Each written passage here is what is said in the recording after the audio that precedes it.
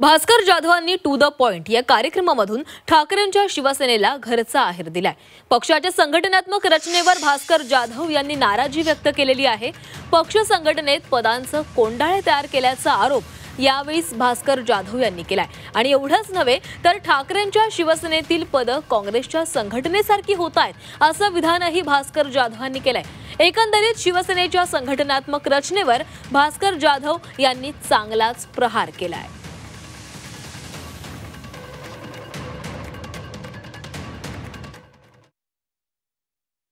शिवसेनेची जवळजवळ काँग्रेस झाली आहे।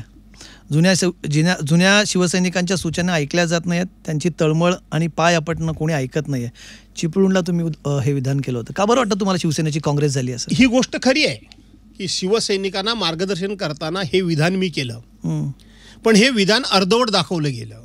बरं, पूर्वीची शिवसेनेची कार्यप्रणाली काय होती, पूर्वीचं शिवसेनेचं स्ट्रक्चर काय होतं आणि आत्ताचं शिवसेनेचं स्ट्रक्चर कसं बनत चाललंय यातली मी फरक सांगत असताना हे विधान मी केलं होतं। ही गोष्ट खरी आहे। काँग्रेस झाली म्हणजे काय तेच सांगतोय की पूर्वी शिवसेनेचं एक स्ट्रक्चर होतं, शिवसेना प्रमुख, त्यानंतर शिवसेनेचे 13 नेते, त्यानंतर जिल्हा प्रमुख, त्यानंतर तालुका प्रमुख आणि त्यानंतर शाखा प्रमुख, अशा पद्धतीची शिवसेनेची रचना होती। आज आपण जर बघितलं तर एक तालुका प्रमुख नेमायचा असेल तर एका तालुका प्रमुखाच्या बरोबरीने एक तालुका समन्वयक, एक तालुका संघटक, एक तालुका सचिव, एक तालुका कोण आणखीन। अरे एका पदाच्या भोवती आपण किती पदक निर्माण करणार आहोत?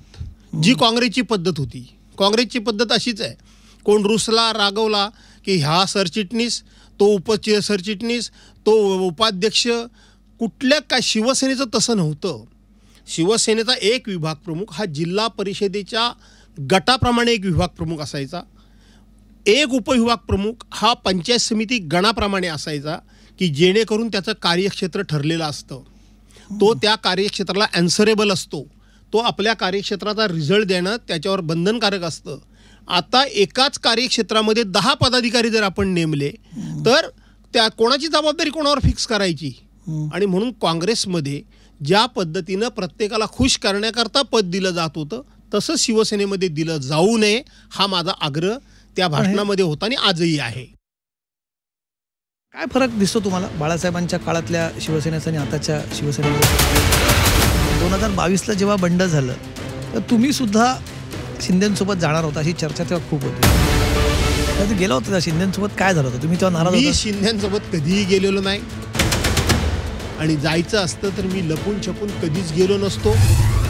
तुम्ही विरोधी पक्ष नेते व्हाल, आता त्या गोष्टीलाही काही महिने झाले, असं वरच्यावर तर मनात यायला लागले की आपण राजकारणात आता निवृत्ती घेऊया। आता 70 जवळ आली, या शेवटच्या क्षणाला विरोधी पक्ष नेतेपद मिळेल असं वाटलं होतं।